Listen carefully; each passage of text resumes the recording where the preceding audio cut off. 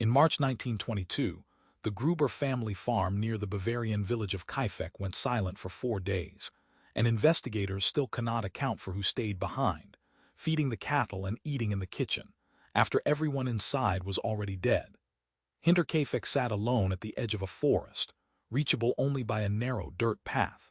Andreas Gruber ran the farm with his wife, Kazilia, their widowed daughter Victoria, and her 2 children, 7-year-old Kazilia and 2-year-old Joseph.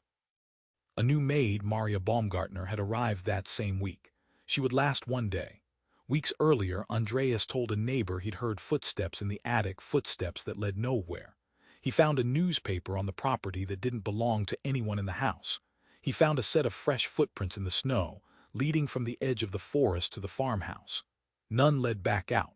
On the last night anyone saw the Grubers alive, all 6 were lured, one at a time, into the barn. Each was struck with a mattock, a pickaxe-like farm tool, and killed. The 2 children died in the barn with the adults.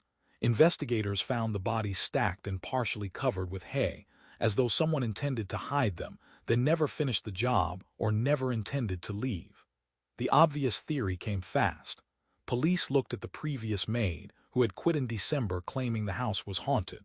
They looked at a rejected suitor of Victoria's, a local man with a documented grudge.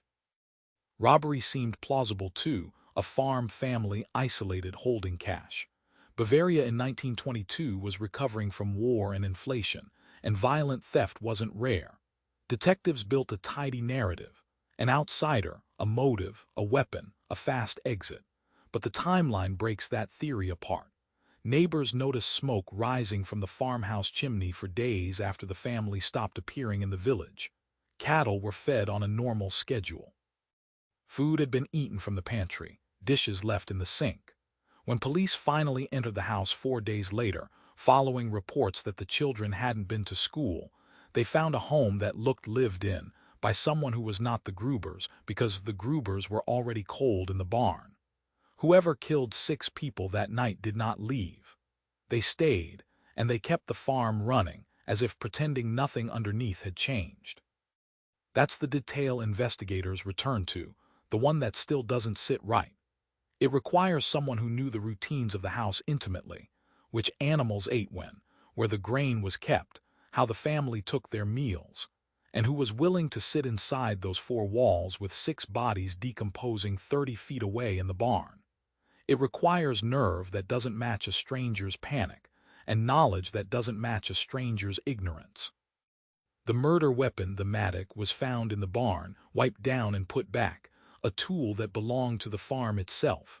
Nothing of obvious value was missing. No cash box was forced. No door was broken. Whoever came in like they'd done it before, or like they were let in. Suspicion eventually turned inward, toward relatives, toward a brother-in-law with a documented history of unwanted advances toward Victoria, toward theories that one of the children was his, not Andreas's. But every name investigators pulled in was released for lack of proof. Fingerprint technology in rural Bavaria in 1922 was primitive, and hundreds of sightseers had already walked through the farmhouse and the barn before police secured the scene, contaminating whatever evidence might have survived. In 2007, investigators exhumed the remains, hoping DNA could finally attach a name to the case. It couldn't. No definitive answer emerged. The file remains open with the Bavarian State Criminal Police to this day, one of Germany's oldest unsolved murder investigations. The farmhouse itself was torn down in 1923, the timbers scattered, as though the village wanted the geography of the crime erased along with its answer. But erasing the building didn't erase the question sitting underneath it. Someone stood in that kitchen for 4 days, ate the Grubers' food, slept under their roof, and walked past a barn full of the dead every time they went to feed the cows. Investigators still don't know who, and they still don't know why that person, whoever they were, chose to stay.